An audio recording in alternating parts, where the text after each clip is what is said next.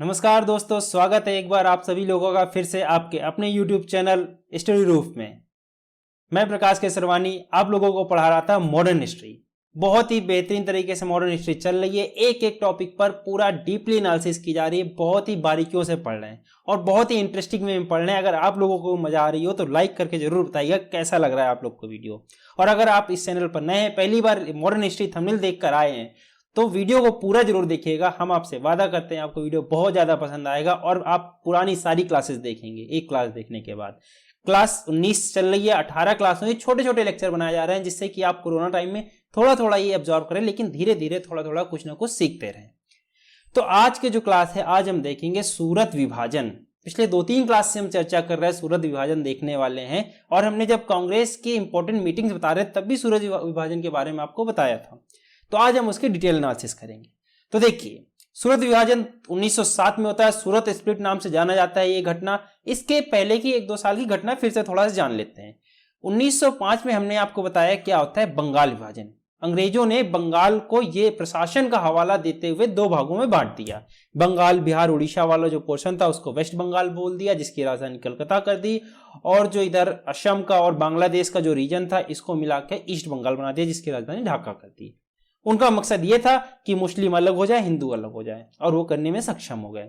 फिर उसके बाद हमको देखने को मिलती है 1906 में ऑल इंडिया मुस्लिम लीग की स्थापना, जिसमें हमने आपको बताया आगा खान ने वायसराय मिंटो से जाकर सेपरेट इलेक्टोरेट की मांग की थी, जो कि आगे चलकर 1909 में उनको मिल भी जाता है, सेपरेट इलेक्टोरेट मुसलमानों के लिए। तो ये जो घटनाएं चल रही थी, इसमें एक्सट्रीमिस्ट बहुत ज्यादा भड़क रहे थे। जो गरम दल वाले थे उनको ही खफा थे। और 1906 में एक मॉर्ले मिंटो रिफॉर्म आता है, जो कि जिसमें लेजिस्लेटिव काउंसिल रिफॉर्म होता है, जिसमें यह होता है कि अब जो भारतीय हैं, जो कांग्रेसी हैं, उनको लेजिस्लेशन में जो काउंसिल है उसमें एंट्री मिलेगी। अब जैसा कि हमने आपको पहले बताया था, जब हम मॉडरेट और एक्सट्रीमिस्ट के बारे में पढ़ा रहे थे, तो मॉडरेट की तो ये मांग ही थी कि उनको काउंसिल में जगह मिले, वो वहां पर डिस्कशन कर सके, कानून बना सके भारत के लिए। वो तो ये मांग ही रहे थे और उनको ये मिल जाता है। लेकिन एक्सट्रीमिस्ट को ये पसंद नहीं आया। एक्सट्रीमिस्ट बोले कि जैसे अभी पिछले जब आम आदमी पार्टी जब आई थी पॉलिटिक्स में, तो उन्होंने क्या बोला था, कीचड़ साफ करने से पहले कीचड़ में घुसना पड़ता है। तो बिल्कुल ये ऐसा ही कुछ मानना था मॉडरेट का। लेकिन एक्सट्रीमिस्ट जो थे, जो गरम दल वाले थे, वो बोले थे ऐसा नहीं होगा, आप कीचड़ में घुसोगे आप भी पूरा कीचड़ ही बन जाओगे। उनकी ऐसी सोच थी। तो इन दोनों में मतभेद हो गए। और यहां से जो मतभेद होता है, ये आगे चल के एक तरह से गरम दल और नरम दल एक तरह से कांग्रेस में फूट डाल देता है। 2 विचारधारा हो जाती है। जो नरम दल वाले होते हैं, जो बुद्धिजीवी होते हैं, वे एक एक स्टेप वाइज वर्क करना चाह रहे थे कि हम काउंसिल में जाएंगे, वहां पर लॉ बनाएंगे, अपनी तरह से लॉ बनाएंगे, डिस्कशन करेंगे। लेकिन जो गरम दल वाले थे वो बोलते थे नहीं, हमें फुल इंडिपेंडेंस चाहिए, इस तरह स्टेप स्टेप वाइज हमें कोई काम नहीं है। ये कांग्रेस सब अंग्रेजी जो है बेवकूफ बना रहे, अपना उल्लू सीधा कर रहे हैं, उनका ऐसे मानना था। और उन्हें तो यहां तक बोल दिया था कांग्रेस क्या है, एज ए सेफ्टी वॉल काम कर रही। इसको हमने आपको बताया था सेफ्टी वॉल की थ्योरी। कांग्रेस सेफ्टी वॉल का काम कर रही, वरना हम तो आजादी छीन ले उनसे। गरम दल वालों का ऐसा मानना था। लाला लाजपत राय ने यह स्टेटमेंट दी थी। तो यहां से पड़ जाती है, ये बिल्कुल एक तरह से इमीडिएट रीजन पड़ जाता है, तत्कालिक कारण पड़ जाता है कि नरम दल और गरम दल में फूट पड़ जाती है। अब यहां से फूट पड़ गई, तो अब देखिए क्या होता है। जो 1906 का जो कांग्रेस की मीटिंग होती, जो कांग्रेस सेशन होता है, वहीं से सबको लग रहा था कुछ दरार पड़ जाएगी। तो इस वजह से 1906 में दादा भाई नेरोजी, जो कि बहुत ही सीनियर थे, उनको old grand man of India भी बोला जाता है, बहुत ही सीनियर थे, बहुत ही एक्सपीरियंस थे, उनको बना दिया जाता है कांग्रेस का प्रेसिडेंट, जिससे कि कांग्रेस में फूट ना पड़ने पाए।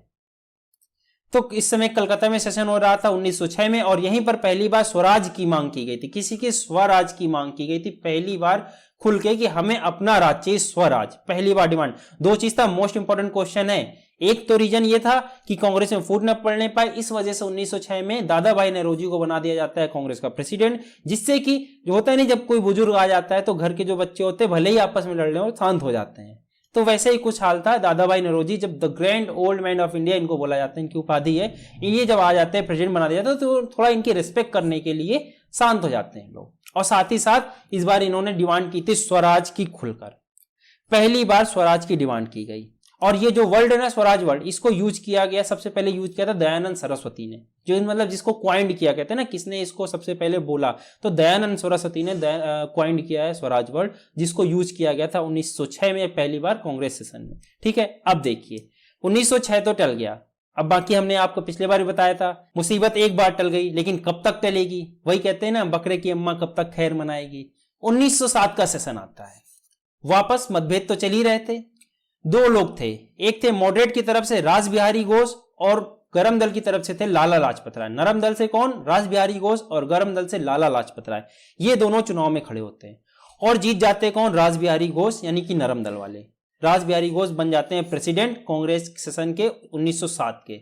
और जब ऐसा होता है, गरम दल वालों का गुस्सा पूरी तरह से फूट जाता है और वहां पर जूते चप्पल कुर्सियां चलने लगती है। लिटरली जूते चप्पल कुर्सियां चलने लगती। वो आपने देखा था ना अभी थोड़े दिन पहले, एक भाजपा का बीजेपी का एक वीडियो आया था जिसमें उसके विधायक और संसद आपस में एक दूसरे के ऊपर जूता लात करने लगे थे, गाली गलौज होने लगी थी। वही सेम हाल हुआ था 1907 में कांग्रेस की मीटिंग में। आपस में गरम दल और नरम दल एक दूसरे ऊपर मारपीट करने लगे और इस तरह से हो जाता है सूरत, दो भागों में बढ़ जाती है पार्टी, गरम दल और नरम दल, विभाजन हो जाता है। सूरत स्प्लिट नाम से इस घटना को जाना जाता है। यह था सूरत विभाजन, एक छोटी सी घटना है सूरत विभाजन। लेकिन देखिए, जब भी आप कोई ऐसे अनैतिक वर्क करते हैं तो उसको आपको इतिहास में उसको याद रखा जाता है। इसीलिए बोलते हैं जब आप कोई काम करें तो बड़ा संभल कर करना होता है। अच्छे काम करेंगे तो कई बार याद नहीं रखे जाते, लेकिन अगर कहीं आप अनैतिक काम कर देते हैं, ऐसे कुछ कार्य कर देते हैं, उनको आपको इतिहास में याद रखा जाता है। ठीक है, तो यहां से हो जाता है सूरत विभाजन। 1907 इंपॉर्टेंट सेशन, 1906 इंपॉर्टेंट सेशन, दोनों याद रखिएगा। अब देखिए, यहां से जो मेन लीडर हमने आपको बताए थे गरम दल के, कौन थे? लाल, बाल, पाल और एक थे अरविंदो घोष। चार लोग मेन जाने जाते थे, है तो और भी। लाल से लाला लाजपत राय, बाल से बाल गंगाधर तिलक, पाल से बिपिन चंद्र पाल। तो लाला लाजपत राय ने ब्रिटेन चले गए, वहां से बोले अब हम जा रहे हैं इंडिया से, अब हम कांग्रेस के लिए कुछ वर्क नहीं करेंगे, हम जो करेंगे बाहर से वर्क करेंगे, भारत के मतलब जो भी भारत की प्रगति के लिए काम करेंगे पॉलिटिक्स के लिए, वो बाहर से करेंगे, ब्रिटेन चले गए। बाल गंगाधर तिलक को 6 साल के लिए जेल में डाल दिया जाता है, मांडले जेल में डालते हैं। इंपॉर्टेंट क्वेश्चन आता है आपके एग्जाम में कि किस जेल में गए थे, तो मांडले जेल में गए थे। 6 साल के लिए इनको जेल में भेज दिया जाता है। जो इन्होंने कई कार्य कर रहे थे, इनसे वैसे भी अंग्रेज डरे थे कि ये बहुत ज्यादा भड़का रहे हैं लोगों को, अगर ये ऐसे भड़काते रहे तो लोग अंग्रेजों के ऊपर चढ़ जाएंगे, तो इनको डाल दिया गया जेल में। बिपिन चंद्र पाल ने राजनीति छोड़ दी, बोले बहुत हो गई राजनीति, ऐसी गंदी राजनीति हमको नहीं करनी, और इन्होंने बिपिन चंद्र पाल ने राजनीति छोड़ दी। अरविंदो घोष ने भी राजनीति छोड़ दी, ये चले गए पुडुचेरी। एक तरह से देखा जाए, जो गरम दल था पूरी तरह से सारे उनके मुख्य लीडर थे, सारे के सारे एक तरह से राजनीति छोड़ दिए, कुछ लोग चले गए, यानी पूरी तरह से बंद। और सिर्फ गरम दल ही बंद नहीं हुआ, पूरी की पूरी कांग्रेस बंद हो गई, ये कह सकते हैं। यानी आपको बता दें 1905 से ही आप कह सकते हैं, 1907 में तो सूरत स्प्लिट हुआ ही हुआ, यहां से लेकर 1915 तक आगे आपको कुछ भी देखने को नहीं मिलेगा जो भारत की विकास के लिए हुआ हो, जो कांग्रेस ने ऐसा कुछ किया हो। उल्टे सारे काम हो रहे थे। 1905 में होता है बंगाल विभाजन, 1906 में होता है ऑल इंडिया मुस्लिम लीग की स्थापना, यानी कि हिंदू मुस्लिम में फूट। उसके बाद 1909 में इलेक्टोरेट मिल जाता है, सेपरेट इलेक्टोरेट मिल जाता है, मॉडल मिंटो रिफॉर्म आता है। 1911 की भी घटना आपको हमने पहले ही बता दी, दिल्ली कॉन्स्पिरेसी केस जिसको जाना जाता है, दिल्ली षड्यंत्र नाम से जाना जाता है, कि कलकत्ता को राजधानी बदलकर दिल्ली की राजधानी कर दी गई और वापस बंगाल विभाजन जो था उसको रद्द कर दिया गया। यहां तक हमने आपको बताया था। यानी कुछ भी नहीं हो रहा है, जो हो रहा है वो भारत के अपोज में हो रहा है, सब हो रहा है अंग्रेजों की मर्जी से।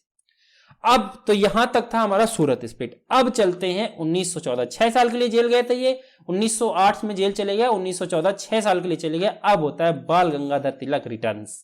अब आते हैं बाल गंगाधर तिलक 2.0।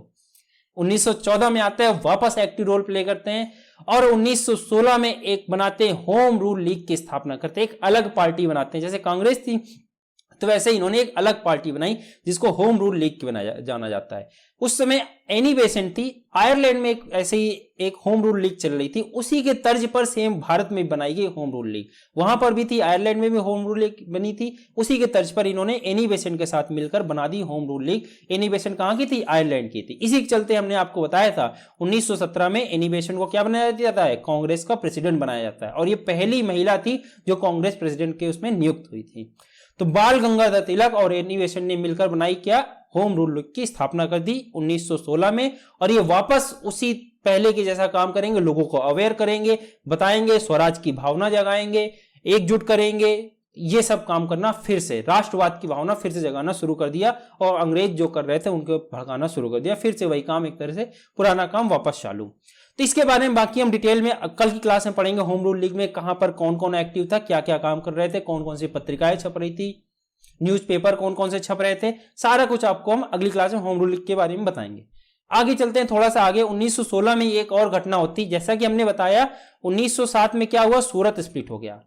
अब 1916 आता है, करीब करीब 9 से 10 साल बाद, 9 साल बाद लखनऊ सेशन होता है कांग्रेस का, जिसको लखनऊ पैक्ट नाम से भी जाना जाता है। किस नाम से? लखनऊ पैक्ट नाम से जाना जाता है। क्यों?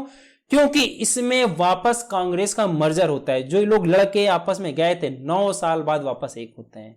गरम दल और नरम दल वाले वापस एक साथ होते हैं 1916 में। इसकी प्रेसिडेंसी संभाल रहे थे एसी मजूमदार, और लखनऊ में ये सेशन होता है। कांग्रेस का मर्जर होता है, मॉडरेट और एक्सट्रीमिस्ट साथ आते हैं, और साथ ही साथ मुस्लिम लीग जिन्होंने 1906 से अलग हो गए थे, अपना मुस्लिम हित का अलग बात कर रहे थे, वो भी एक बार कांग्रेस के साथ आती है और बोलती है पहले देश को अंग्रेजों से छिड़ा लें, उसके बाद फिर देखेंगे हिंदू मुस्लिम का क्या करना है। लेकिन आपको बता दें, इस मर्जर में भी जो सेपरेट इलेक्टोरेट की मांग थी उसको दोनों ने माना, क्योंकि ऐसे मुस्लिम साथ नहीं आ रहे थे, क्योंकि उनको उसका स्वाद आ चुका था, उनको इसमें भविष्य दिखने लगा था। और आगे चलकर वही बीज पेड़ का रूप ले लेता है और भारत पाकिस्तान अलग हो जाते हैं, हिंदू मुस्लिम पूरी तरह से अलग हो जाते हैं। ये जो बीज बोया था अंग्रेजों ने 1909 में, या यूं कहें 1906 से ही आगा खान ने शुरुआत कर दी थी, वो 1947 में आपको एक बड़ा वृक्ष बन के दिखता है और भारत और पाकिस्तान अलग हो जाते हैं।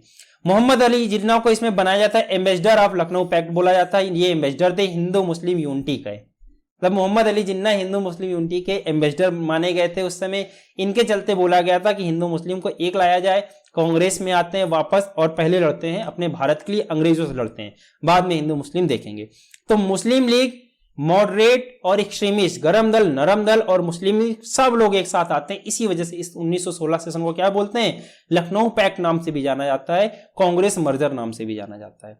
और सरोजनी नायडू इसको लीड कर रही थी, होते ना एक लेडीज फैक्टर आ जाता है, तो इनके ये भी थी साथ में, ये भी इसमें रोल निभा रही थी, दोनों को साथ में लाने का, मर्जर कराने का, और फाइनली मर्जर हो जाता है।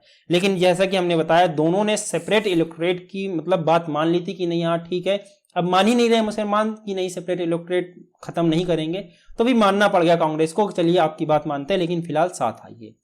तो ये था हमारा आज का लेक्चर, जिसमें हमने जाना सूरत विभाजन, फिर उसके बाद की जो बिल्कुल ठप रही एक शांत राजनीति, और उसके बाद से 1916 में कांग्रेस का मर्जर। कल के लेक्चर में हम जानेंगे होम रूल लीग की स्थापना पूरा डिटेल में। जैसा कि हमने बताया 1916 में होम रूल लीग भी बन जाती है, तो कल बताएंगे वो किस तरह एक्टिव थी, कैसे काम कर रही थी, किस किस क्षेत्र पर कौन कौन काम कर रहा था। तो आई होप आपको वीडियो पसंद आया होगा, बहुत अच्छा समझ में आया होगा। वीडियो समझ में आ रहा हो, मजा आ रहा हो वीडियो देखने में, तो वीडियो को लाइक जरूर करिएगा, कमेंट में बताइएगा, बहुत अच्छा लगेगा। हमें अप्रिसिएशन मिलता है जब आप कमेंट करते हैं, तो बहुत हमें अच्छा लगता है, मोटिवेट होते हैं। और अगर आप नए हैं तो चैनल को जरूर सब्सक्राइब करिएगा। Thank you very much. हंसते रहें, मुस्कुराते रहें एंड कीप लर्निंग।